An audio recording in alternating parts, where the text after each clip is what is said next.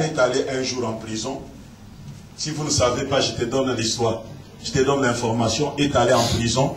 En prison, quand tu entres, par peur que tu puisses te pendre, on te prend les lacets de tes chaussures et on te prend la ceinture. Maintenant, comme aux États-Unis, on avait des gens de porter des pantalons larges.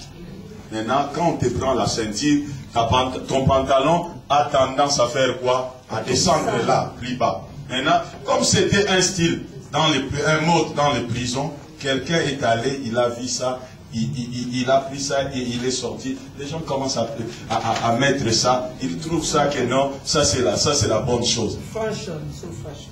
Ah. Maman est au courant. Donc, du coup, et les dames, et les jeunes dames, et les jeunes filles, aujourd'hui vous allez à l'église, vous trouvez les gens avec des pantalons ici, tout ce qu'ils ont comme bénédiction de l'Éternel dehors.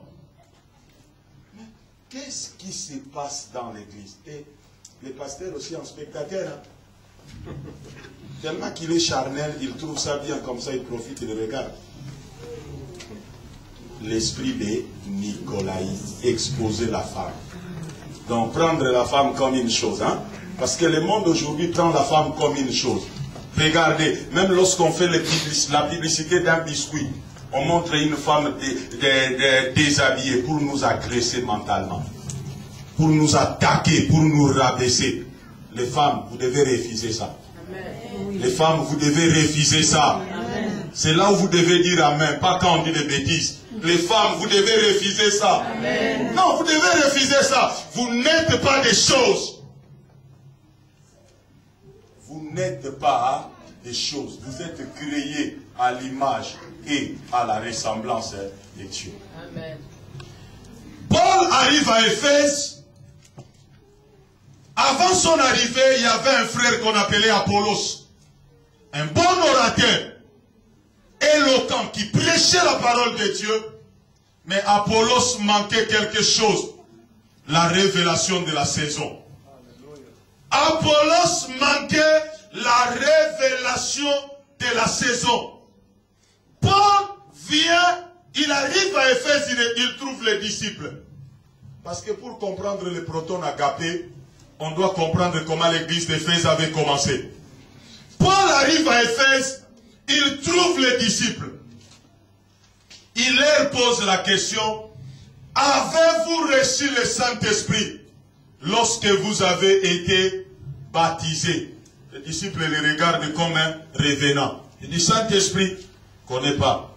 Saint-Esprit, on ne sait pas même s'il y a un qui existe. Et le Saint-Esprit, n'en a jamais entendu parler.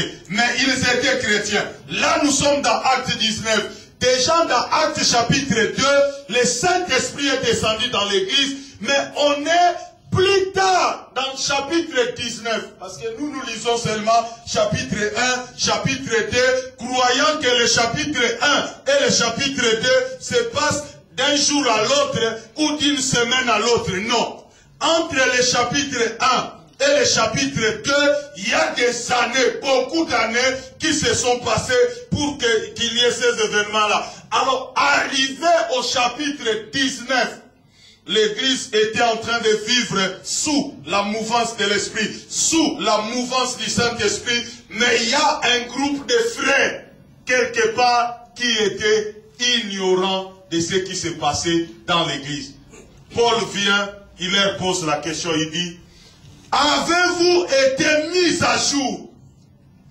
Avez-vous été reconfiguré correctement par rapport à la demande de Dieu? Parce que dans cette saison, sans le Saint-Esprit, vous êtes dévalué. Sans le Saint-Esprit, vous êtes rien. Sans le Paraclite, vous pouvez rien faire. Mais les disciples lui disent, le Saint-Esprit, on ne connaît pas. Mais au même moment que ces disciples-là ne connaissent pas le Saint-Esprit, il y avait Apollos. Hein? C'était pas qu'il n'y avait pas l'église.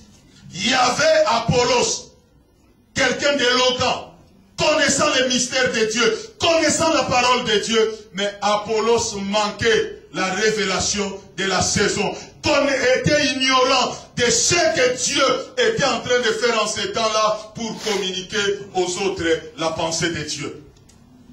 Mais avant que j'aille plus loin, je vais un peu vous expliquer comment c'était en son temps quand Paul arrive à Éphèse, la ville d'Éphèse. La ville d'Éphèse, c'était la ville la plus pourrie d'Asie mineure. La plus pourrie de ces temps-là. Paul arrive dans une ville où il y avait un dieu qu'on célébrait là-bas qui s'appelait Diana. Et Diana avait un temple. Et ce temple-là, c'était le refuge de tous les gens de mauvaise vie. Donc si tu tues quelqu'un et que la police est en train de te chercher, va seulement entre dans le temple de Diana. Si tu entres là-bas, c'est fini. C'était une ville où l'adoration des faux dieux était élevée. Et Diana, c'était le dieu de la fertilité. Donc cela veut dire, pour qu'il y ait pluie, pour qu'il y ait naissance, pour qu'il y ait production à Éphèse, tout le monde devait aller honorer Diana. Donc si tu veux produire, si tu veux faire une affaire qui soit florissante, tu dois célébrer Diana. Si tu veux demander quelque chose pour ton élévation, tu dois aller voir Diana. Maintenant, c'est dans ce contexte-là que Paul va arriver à Éphèse pour commencer un travail. Il arrive à Éphèse, il rencontre les frères, il leur pose la question. Avez-vous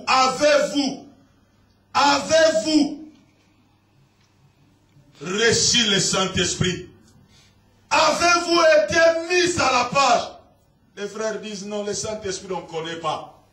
La Bible dit, Paul le prend, il les baptise au nom de Jésus. Il leur impose les mains, ils reçoivent le Saint-Esprit. Après avoir reçu le Saint-Esprit, il les amène dans la dimension prophétique. Ils ont commencé à prophétiser, à parler des mystères de Dieu. Maintenant, il s'est rendu compte que ce n'était pas suffisant. Il a pris ces groupes de frères, il les a amenés quelque part. La Bible dit au verset 8, pendant 3 mois, il les entretenait et les persuadait. Il les entretenait. Bien-aimé, la technologie de Paul pour communiquer la grâce de Dieu, c'était pas les power. C'était pas des chansons toute la soirée ou toute l'équipe. C'était pas faire tomber les gens, mettre les gens de l'huile ou demander aux gens de s'aimer pour recevoir la direction ou l'impact de Dieu. Mais la technologie de Paul, lorsque tu regardes le verset 8 de Actes 19, on dit, il les entretenait et les persuadait. Pendant 3 mois, Paul prêchait matin, midi, soir. De 9h à 17h, ils étaient là, ils écoutaient la parole. Pas les latins. Hein? Ils n'écoutaient pas les latins. Parce que les latins, tu peux l'écouter de mois et de mois, tu ne changeras pas, tu n'avanceras pas. Mais la Bible dit, il les entretenait. Un entretien, c'est une communication intelligente. Ce n'est qu'à l'église aujourd'hui que les gens refusent une communication intelligente. À l'église, lorsque tu commences à parler, à communiquer d'une manière intelligente, les gens vont dire, ah, vraiment aujourd'hui, le culte n'était pas bon. Il n'y avait pas l'onction. Parce que, ramène-nous dans l'église là d'hier, où je pouvais me comporter comme je veux. Je pouvais ne pas prier à la maison. Je pouvais ne pas lire ma Bible. Je pouvais ne pas respecter les autres. Mais venir tous les dimanches à l'église, on met les cantiques, on adore, on adore, on adore, on stimule les émotions. on tombe, on se met de l'huile, on parle en langue, on rentre à la maison et la vie continue à tourner en rond de la même